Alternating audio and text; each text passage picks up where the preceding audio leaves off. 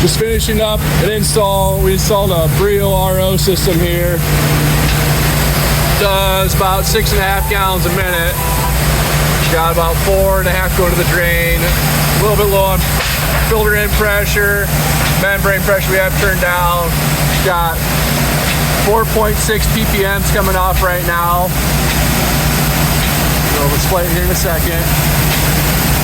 And then we ran the product line up and over and into the storage tank where the float is. The rest of the stuff's going to go away here in a few weeks. We just need to get the RO in and up and running here in a short amount of time.